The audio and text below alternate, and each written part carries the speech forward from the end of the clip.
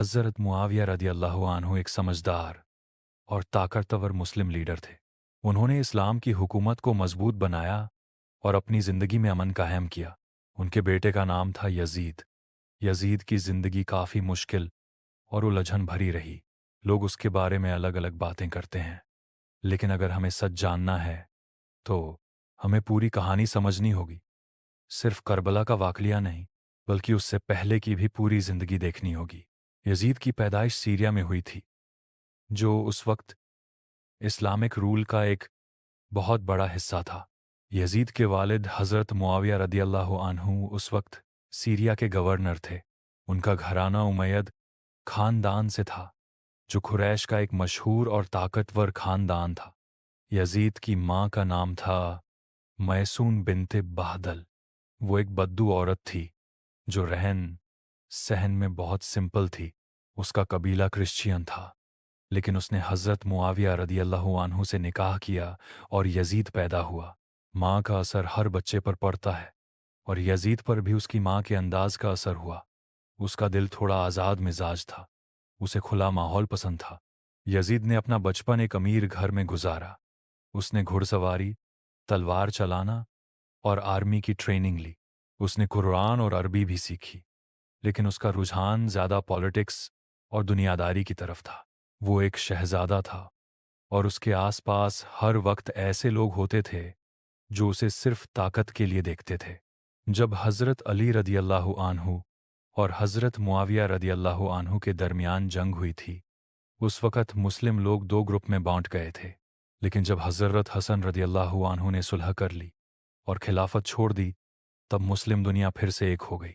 हज़रत मुआविया रदियल्लाहु अन्हु ने अमन बनाए रखा, लेकिन उन्हें यह भी सोचना था कि उनके बाद मुस्लिमों का लीडर कौन बनेगा।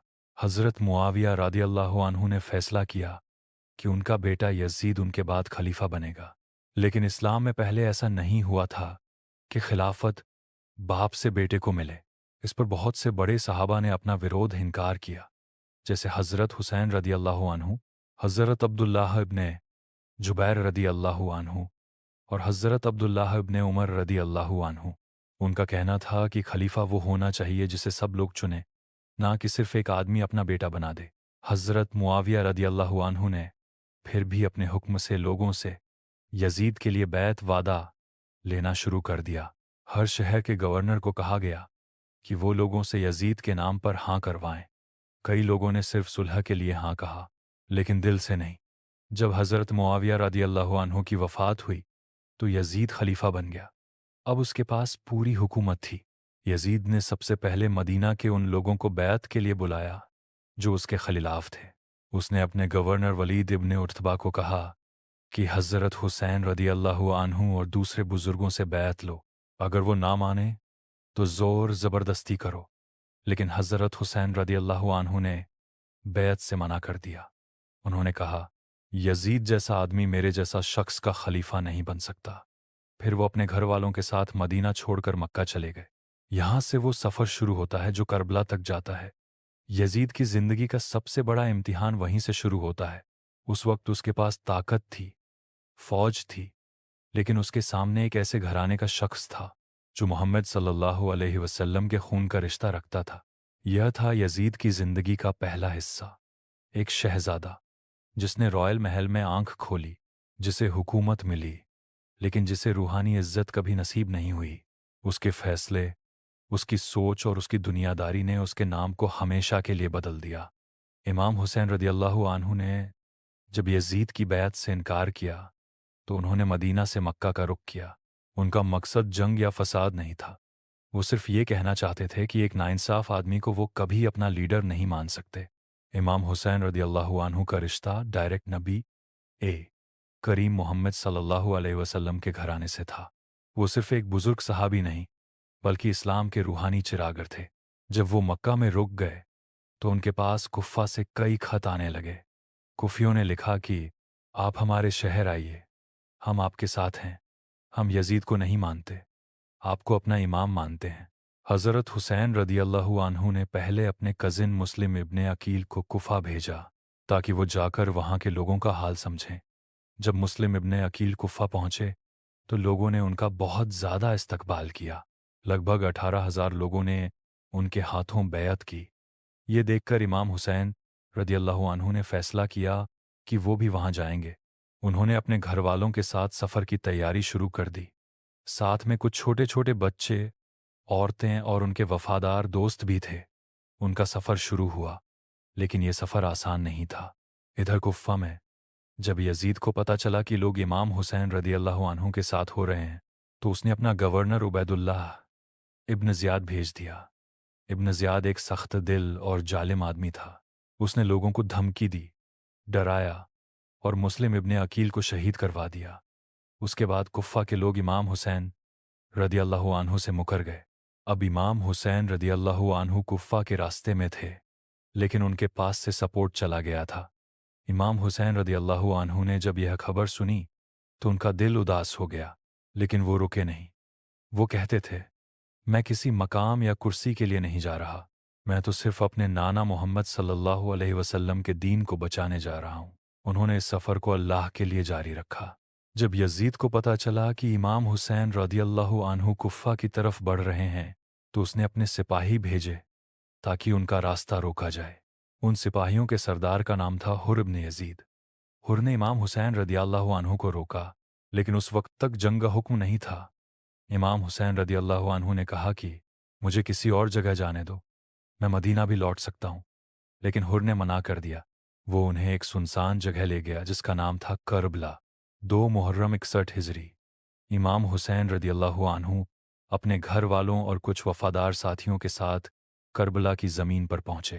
کربلا ایک سنسان اور پیاسی جگہ تھی، ریت، گرمی اور تنہائی سے بھری ہوئی۔ امام حسین رضی اللہ عنہ نے وہاں اپنے خیمے لگوا دیے۔ ان کا ارادہ کسی سے لڑنا نہیں تھا، لیکن یزید کے حکم سے اس کے فوجیوں نے ان کا گھیرا ڈال دیا۔ پھر 7 محرم کو پانی دینا بھی بند کر دیا گیا۔ امام کے کیمپ کے پاس ایک چھوٹا سا دریا تھا، لیکن یزید کے سپاہیوں نے اس پر پہرا لگا دیا۔ اب امام کے بچے، ان کی بہنیں اور سب ساتھی پانی کے لیے ترسنے لگے۔ چھوٹی چھوٹی بچیاں روتی تھیں، امی جان، پانی، ہمیں پانی چاہیے۔ حضرت عباس رضی اللہ عنہ کا دل رو پڑا۔ انہوں نے امام سے اجازت مانگی اور مشکز لے کر فرات کی طرف چلے گئے۔ حضرت عباس رضی اللہ عنہ نے دریا تک پہنچ کر اپنے ہاتھوں سے پانی اٹھایا، لیکن پیا نہیں۔ کہنے لگے، میں کیسے پانی پیوں جب میرے امام، میرے بھائی، میرے بچے پیاسے ہیں۔ انہوں نے مشکزہ بھر لیا اور خیمے کی طرف لوٹ رہے تھے کہ یزید کے فوجیوں نے ان پر حملہ کر دیا۔ بہادری سے لڑتے لڑتے ان کے دونوں ہاتھ کاٹ دیے گئے، لیکن پھر بھی انہوں نے پانی کے بیگ کو گرنے نہیں دیا۔ ان کا جسم زخمی تھا، مگر روح مضبوط تھی۔ آخرکار انہیں بھی شہید کر دیا گیا۔ مشکزہ زمین پر گر گیا اور بچے پھر سے پیاسے رہ گئے۔ پھر 10 محرم یعنی یوم عاشورہ کا دن آیا۔ یہ دن اسلام کی تاریخ کا سب سے بڑا اور درد بھرا دن بن گیا۔ صبح امام حسین رضی اللہ عنہ نے اپنے سبھی ساتھیوں کو اکٹھا کیا۔ انہوں نے کہا، دوستوں، رات کا اندھیرا ہے، اگر تم چاہتے ہو تو یہاں سے چھپ کے نکل جاؤ۔ یہ جنگ صرف میری ہے، میں کسی پر زبردستی نہیں کرتا۔ لیکن ان کے سبھی ساتھی ایک آواز میں بولے، یا حسین، ہمیں آپ کے ساتھ جینا ہے اور آپ کے ساتھ ہی مرنا ہے۔ ان میں کوئی ڈر کے بھاگا نہیں۔ ہر کسی نے امام کے لیے اپنی جان دینے کی قسم کھائی۔ سب سے پہلے جوان لوگ میدان میں اترے۔ حضرت علی اکبر رضی اللہ عنہ، جو امام کے بیٹے تھے، وہ محمد صلی اللہ علیہ وسلم کے جیسا چہرہ لے کر میدان میں اترے۔ جب وہ لڑ رہے تھے، امام حسین رضی اللہ عنہ بار بار آسمان کی طرف دیکھ کر کہتے، یا اللہ، میں اس جوان کو تیرے حوالے کرتا ہوں۔ علی اکبر رضی اللہ عنہ نے بہادری سے لڑتے لڑتے اپنی جان دے دی۔ اس کے بعد امام کا بھتیجا حضرت قاسم رضی اللہ عنہ، جو صرف 13 سال کے تھے، میدان میں گیا۔ اس نے کہا، آج میں بھی اپنا خون اسلام کے لیے دینا چاہتا ہوں۔ ان کی ماں ان کے لیے روتی رہی، لیکن قاسم شہید ہو گئے۔ امام کا ہر ایک ساتھی ایک ایک کر کے شہید ہوتا گیا۔ بچپن کے دوست، بھائی، بھانجے، سب شہید ہو گئے۔ بس کچھ عورتیں اور بچے رہ گئے۔ اب امام حسین رضی اللہ عنہ اکیلے رہ گئے تھے۔ انہوں نے ایک نظر اپنے خیمے کی طرف ڈالی، जहां से सकीना की रोती आवाज आ रही थी। बाबा, पानी। उन्होंने आखिरी बार अपनी बहन ज़ैनब रादी अल्लाहु अन्हु को देखा, अपनी छोटी बेटी को देखा, फिर अपना ज़िरह आर्मर पहना और मैदान में उतरे। यजीद के सिपाही कह रहे थे, वो देखो, अकेला आदमी आया है, लेकिन शेर की तरह लड़ रहा है। इमाम ने अपने हाथों से कई दुश्मनों को गिरा दिया, लेकिन आखिर में हर तरफ से उन पर हमला हुआ। उन्हें 3 तरफ से घेरा गया, घोड़े से गिरा दिया गया, उनका सर काट कर उनके जिस्म से अलग कर दिया गया। इमाम हुसैन रादी अल्लाहु अन्हु ने अपना आखिरी सजदा करबला की रेत पर किया। फिर यजीद के सिपाही खेमे में घुस गए और औरतों की चादरें छीन लीं, बच्चों को डराया, खेमे जलाए। यह इस्लाम की तारीख का सबसे बुरा वाक़या था, लेकिन यह भी हक की जीत थी, जुल्म के खिलाफ एक आवाज़ थी। करबला के बाद पूरी मुस्लिम दुनिया का दिल टूट गया। हर शहर में लोग दुखी हो गए। इमाम हुसैन रदियल्लाहु अन्हु और उनके परिवार के साथ जो हुआ, उससे सबका गुस्सा यजीद पर बढ़ता गया। सबसे ज़्यादा गुस्सा था मदीना के लोगों को। उनका शहर तो मोहम्मद सल्लल्लाहु अलैहि वसल्लम का शहर था। वो कभी सोच भी नहीं सकते थे कि उनके नबी के नवासे को इस तरह शहीद कर दिया जाएगा। मदीना के लोग यजीद के खिलाफ हो गए। उन्होंने यजीद की हुकूमत को मानने से इनकार कर दिया। उन्होंने अपना एक लीडर चुना, अब्दुल्लाह इब्न हंजाला रदियल्लाहु अन्हु, जिनके वालिद वो सहाबी थे जिन्होंने उहुद के मैदान में शहीद होने के बाद फरिश्ते उनको गुस्ल देने आए थे। अब्दुल्लाह इब्न हंजाला रदियल्लाहु अन्हु एक अच्छे, ईमानदार और सच्चे लीडर थे। उन्होंने कहा, यजीद ने हमें इस्लाम से दूर कर दिया है, उसकी हुकूमत जुल्म और गुनाहों से भरी है, हम उसकी बैत से वापस लेते हैं। अब मदीना ने यजीद के खिलाफ खुली बगावत कर दी। जब यजीद को यह खबर मिली तो उसने बहुत गुस्सा किया। उसने सीरिया से एक सख्त और जालिम फौजदार भेजा जिसका नाम था मुस्लिम इब्न उकबा। उसके साथ हज़ारों सिपाही मदीना की तरफ चल दिए। उनका मिशन था, 1. मदीना को दोबारा कब्जे में लेना, 2. लोगों से यजीद के लिए ज़बरदस्ती बैत लेना, 3. जो मना करे उसे मार देना। जब ये फौज मदीना पहुंची तो हर्राह नाम की जगह पर जंग हुई, इसलिए इस वाक़ये को कहा जाता है वाक़या ए हर्राह। मदीना के लोगों ने यजीद की फ़ौज का सामना किया, लेकिन उनके पास ना ज़्यादा फ़ौज थी, ना ताकत। 2-3 दिन तक जंग चली और फिर मुस्लिम इब्न उकबा की फ़ौज ने मदीना में घुसकर हज़ारों लोगों को शहीद कर दिया गया। मस्जिद नबवी तक में लाशें पड़ी रहीं। मदीना के हर कोने से सिर्फ रोना, चीख और खौफ सुनाई दिया। यह वाक़या इतना दर्दनाक था कि इतिहास में लिखा गया है। 3 दिन तक मदीना के लोगों को छोड़ दिया गया, किसी ने किसी का हाल नहीं पूछा, किसी का घर महफूज नहीं था। यह वो शहर था जहां मोहम्मद सल्लल्लाहु अलैहि वसल्लम जिंदा थे, जहां उनका रोज़ा है, जहां सहाबा रहते थे। लेकिन यजीद की हुकूमत ने उस शहर को भी नहीं छोड़ा। इस जंग के बाद मुस्लिम इब्न उकबा ने ज़्यादा लोगों से यजीद के नाम पर ज़बरदस्ती बैत ली। फिर जब उसका काम खत्म हुआ तो उसने मक्का की तरफ रुख किया। यजीद की फ़ौज का मक्का पर हमला। मक्का में उस वक्त अब्दुल्लाह इब्न जुबैर रदियल्लाहु अन्हु थे। उन्होंने भी यजीद की हुकूमत को मानने से इनकार कर दिया था। उन्होंने मक्का में अजान दी, नमाज पढ़ाई और लोगों से कहा कि यजीद जुल्म कर रहा है, हम उससे नहीं डरते। अब यजीद के लिए ये बर्दाश्त से बाहर था। उसने अपनी फ़ौज को हुक्म दिया कि मक्का पर भी हमला करो। उस वक्त मक्का में हज का वक्त था, लोग इबादत में लगे थे, लेकिन यजीद की फ़ौज ने मक्का पर पत्थर बरसाए और इतना ज़्यादा नुकसान किया कि खाना ए काबा का एक हिस्सा भी टूट गया। क्या सोचा जा सकता है? खाना ए काबा, जहां सब मुसलमान सजदा करते हैं, जिसे अल्लाह का घर कहा जाता है, वहां भी यजीद की फ़ौज ने पत्थर बरसाए। यह इस्लाम के दिल पर चोट थी।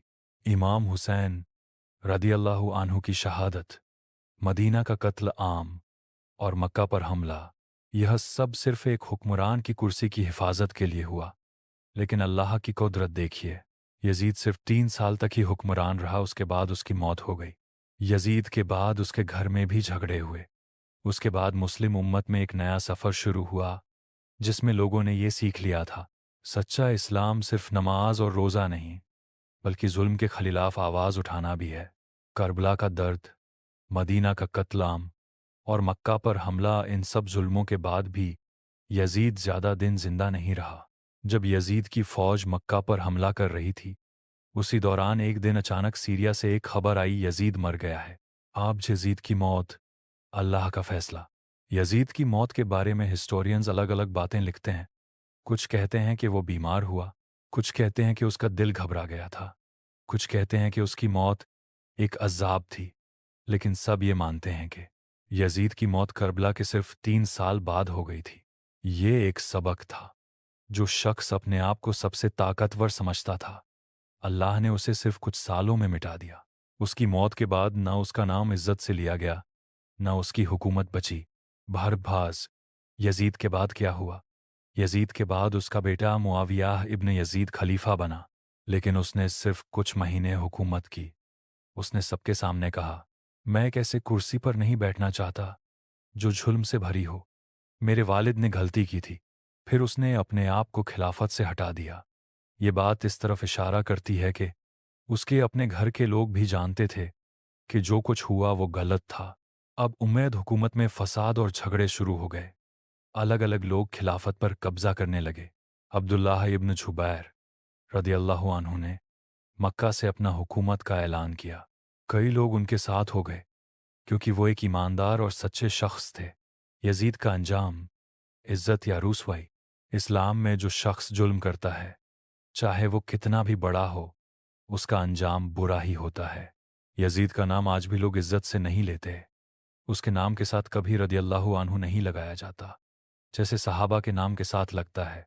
लोग उसके नाम को याद करते हैं, लेकिन गुस्से, दुख और रुसवाई के साथ। क्यों? क्योंकि उसकी हुकूमत के दौरान नबी के नवासे को शहीद किया गया। मदीना का खून बहा, काबा पर पत्थर बरसाए गए। इस्लाम के नाम पर सिर्फ ताकत चलाई गई, ईमान नहीं। जहां एक तरफ यजीद का अंजाम रुसवाई बना, वहीं दूसरी तरफ इमाम हुसैन का नाम रोशनी बन गया। आज हर मुसलमान, हर आज़ाद सोच वाला इंसान हुसैन को याद करता है, हक, सच्चाई, ईमान और कुर्बानी के लिए। आज भी जब जुल्म होता है तो लोग कहते हैं, हर जमाने में एक यजीद होता है और हर जमाने में एक हुसैन भी खड़ा होता है। हुसैन का रास्ता मुश्किल था, लेकिन सच्चा था। यजीद का रास्ता आसान था, लेकिन गलत था। इस्लाम सिर्फ रोज़ा, नमाज और हज तक सीमित नहीं है। इस्लाम का मतलब है जुल्म के खिलाफ आवाज़ उठाना, ईमान और सच्चाई पर करदम जमाना, मजलूम के साथ खड़े रहना और हक के लिए अपना सब कुछ कुर्बान कर देना। इमाम हुसैन ने ये सब कुछ करके दिखाया। दोस्तों, यजीद का नाम हमेशा एक सबक रहेगा कि दुनिया की ताकत और कुर्सी कभी हमेशा नहीं चलती, लेकिन इमाम हुसैन का नाम हमेशा एक चिराग की तरह रोशन रहेगा, जो हमें सिखाता है कि हक के लिए खड़े हो जाओ, चाहे तुम्हारे साथ कोई हो या न हो।